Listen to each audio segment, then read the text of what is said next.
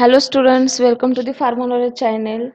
So today's lecture we will discuss about antifungal agents. Okay, antifungal agents में first line agent है amphotericin. Okay, amphotericin is an important drug. Okay, सो अगर आप कोई भी model answer paper देखोगे पिछले साल का, सो उसी में भी एम्फोटेरिसिन का बहुत बार क्वेश्चन पूछा गया है. Amphotericin B is a anti fungal agents, मतलब कि जो फंजस का इन्फेक्शन है, ओके, कैंडिडासिस का, देन ट्राइफाइटोन का, ओके, सो इस इन्फेक्शन को ट्रीट करने के लिए फंजल एजेंट्स यूज किया जाता है एम्फोटेरिसिन बी. ओके, सो एम्फोटेरिसिन ए एम्फोटेरिसिन बी दोनों अवेलेबल है, लेकिन जो एम्फोटेरिसिन बी है जो मोर इफेक्टिव एंटी फंजल एजेंट से ज़्यादा इफेक्ट दिखाता है फंजस इन्फेक्शन को.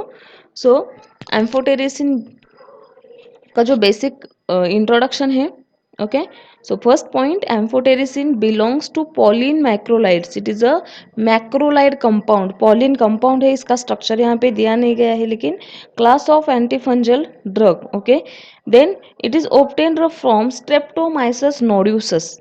अब आपको यह याद रखना है, streptomyces nodosus. Okay, so this is the class और species of amphotericin. Okay, that amphotericin is obtained from the streptomyces nodules. Okay, then it consists of largely of amphotericin A and amphotericin B, but B is a more effective. Amphotericin B is a more effective. Now जो amphotericin ए amphotericin B दोनों compound यहाँ पे available है, लेकिन जो B है वो more effective है, मतलब कि मोर मैकेनिज्म ऑफ एक्शन ज़्यादा दिखाता है आपके एंटी फंजल एजेंट्स करके, मतलब कि फंजस इन्फेक्शन पे.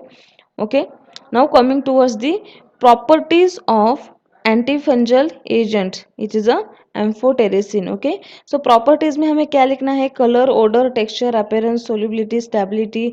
सो first properties is a it occurs as a yellow to orange odorless tasteless powder. It is a powdered form. Then it is insoluble in water and alcohol. Water and alcohol दोनों में insoluble है, organic solvents में भी insoluble है. Then it is stored in a tightly close container protect from the light. Storage है जो common है, stored in a tight close container and protect from light. Then it should be kept at a temperature 2 degree Celsius to 8 degree Celsius. कितने temperature में kept करना है? 2 degree to 8 degree Celsius में. Okay, so this is the temperature and other properties of amphotericin compound. Now coming towards the uses of amphotericin. uses में क्या देखना है? amphotericin is used for the treatment of several infections including which fungus infection or fungal infection? Blastomycosis, candidiasis, aspergillus, then cryptococcosis. This is the fungal species. Okay, जो fungal species है, फंजल infection हुआ है आपको इसकी वजह से, सो उसके साइट ऑफ एक्शन पे मैकेनिज्म ऑफ एक्शन एक्ट करता है एम्फोटेरिसिन. ओके, मतलब कि उस पर एक्शन दिखाता है anti fungal action. Okay, this is a important drug. Then next use, it is applied topically in a concentration of 3%. 3% concentration में topically that means externally applied किया जाता है amphotericin. Okay, then next point, to treat cutaneous infection.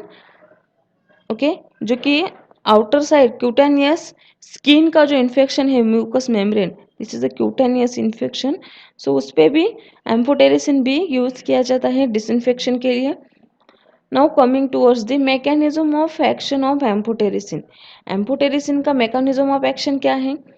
ये mechanism theoretical part या theoretical points देखने के पहले हम उसका फ्लो चार्ट देख लेते हैं, mechanism of action of amphotericin. तो सबसे पहले फ्लो चार्ट में क्या है? फ्लो चार्ट से आपको इजी जाएगा. एम्फोटेरिसिन बी जो कि बाइंड्स करता है ergosterol in a fungal cell membrane.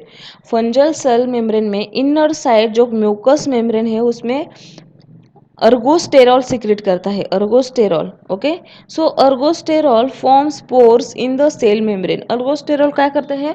Pores formation करता है दिस वे. ओके। इस साइड पे पोर्स मतलब कि जो कि स्मॉल स्मॉल यहाँ पे अगर पोर्स ये प्रोड्यूस करता है एम्फोटेरेसिन, सो यहाँ पे क्या होगा, जो सेल के अंदर का जो कंटेंट होगा वो बाहर लीक आउट होगा। सेल का अंदर जो फंजल सेल है, आपको जो फंजल इन्फेक्शन हुआ है उसका जो सेल है, ओके, सो उसके अंदर का जो भी कंटेंट है तो वो आउटसाइड में फ्लो करेगा, राइट। सो अगर सेल वॉल लीक हो जाएगा तो ऑब्वियसली सेल क्या होगा, डेड होगा। ओके, सो सेल डेथ मतलब कि फंजल सेल अगर किल होता है सो एम्फोटेरिसिन का मैकेनिज्म ऑफ एक्शन कंप्लीट होगा, right. So easy mechanism of action है, amphotericin B binds to ergosterol जो कि ऑलरेडी फंजल सेल में प्रोड्यूस है in a fungal cell membrane okay, then forms pores in the cell membrane, pores formation करता है। Pores formation की वजह से सेल कंटेंट लीक होगा, सेल का अंदर का जो भी मटेरियल हो वो लीक आउट होगा, and then finally cell dead होगा, right. So this is the mechanism of action of amphotericin, okay. जो कि आपको थेरोटिकल पॉइंट लिखने हैं, अगर आप पाथवे निकाल सकते हैं, ये फ्लो चार्ट भी निकाल सकते हो एग्जाम में, ओके। इजी फ्लो चार्ट है जो कि मैकेनिज्म ऑफ एक्शन इजीली समझ में आएगा आपको। Then it binds to ergosterol, okay. Mechanism of action, it binds to ergosterol, that means amphotericin binds to ergosterol in the membrane, resulting separate of ergosterol from lipid bilayer on the fungal cell membrane, damage leading to the cell death. As I say that point are covered, okay. So simple है, it is binds to ergosterol and then pores formation, finally जो cell content है वो leak out हो जाएगा, okay, outer side में, then it gives cell dead, okay. It associated pores in the membrane and produce permeability, obviously अगर pores formation करेगा इस type में, राइट, सो परमेबिलिटी प्रोड्यूस होगी, then pores allows to the leakage in intracellular ions macromolecules and results in cell death। जो intracellular ions है यहाँ पे cell में, जो इंट्रासेलुलर आयंस प्रोड्यूस है, ओके, जो प्रेजेंट है मैक्रोमोलिक्यूल्स आयंस, वो बाहर साइड को लीक आउट करेगा, right. So finally cell will be dead, okay. So this is the simple and important mechanism of action of amphotericin B. Okay.